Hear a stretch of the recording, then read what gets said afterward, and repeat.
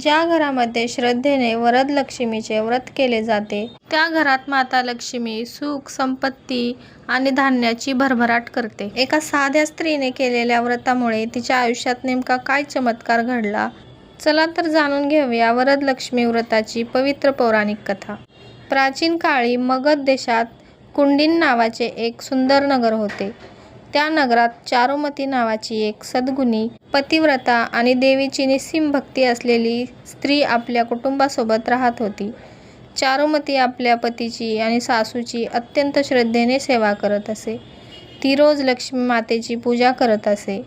तिच्या मनात कोणत्याही प्रकारचा अहंकार नव्हता. एके रात्री चारुमतीला स्वप्नामध्ये लक्ष्मी मातेचे दर्शन झाले.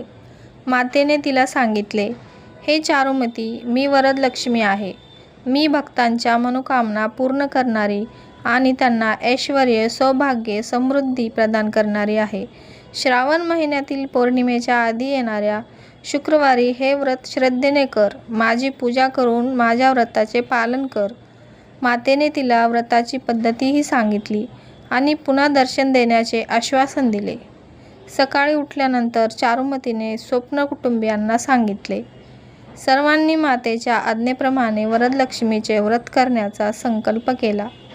शुक्रवारी चारुमतीने सकाळी लवकर उठून घर स्वच्छ केले. स्नान करून तिने नवीन वस्त्र परिधान केले. घरच्या प्रवेशद्वारापासून पूजेच्या ठिकाणापर्यंत तिने सुंदर अशी रांगोळी काढली. तिने विधिवत कलशाची स्थापनाही केली. कलशावर नारळ ठेवून त्याला वस्त्र व अलंकारांनी सजवले आणि त्या कलशात वरदलक्ष्मीचे आवाहन केले. चारुमतीने मनोभावे लक्ष्मीची पूजा केली. फुले, नैवेद्य, धूप, दीप अर्पण करून देवीसमोर प्रार्थना केली. पूजा सुरू असताना चारुमतीच्या मनात एक भावना होती. हे माता लक्ष्मी, माझ्या घरावर सदैव तुझी कृपा राहू दे.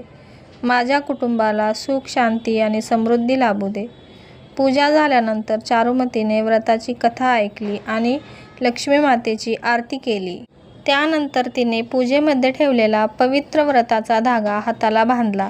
असे म्हणतात की त्या क्षणी चारुमतीच्या आयुष्यात एक अद्भुत परिवर्तन घडून आले. चारुमती जेव्हा आपल्या कुटुंबातील इतर स्त्रियांसोबत घराबाहेर पडली तेव्हा त्यांच्या मनात देवीबद्दल अपार श्रद्धा होती. देवीच्या कृपेने त्यांच्या जीवनात सुख, सौभाग्य आणि समृद्धीचे आगमन झाले, अशी ही पौराणिक कथा सांगितली जाते. चारुमतीने मात्र या संपत्तीचा गर्व कधीही केला नाही आणि सर्व काही लक्ष्मीचा प्रसाद आणि आशीर्वाद मानला. म्हणूनच या व्रतामध्ये केवळ धनप्राप्तीची इच्छा न ठेवता कुटुंबाचे सुख, आरोग्य, सौभाग्य आणि शांती व देवीची अखंड कृपा यासाठी प्रार्थना करण्याची परंपरा आहे. ज्या मनात अहंकार नसतो आणि जेथे श्रद्धेने देवीचे स्मरण केले जाते तेथे लक्ष्मी मातेची कृपा सदैव राहते.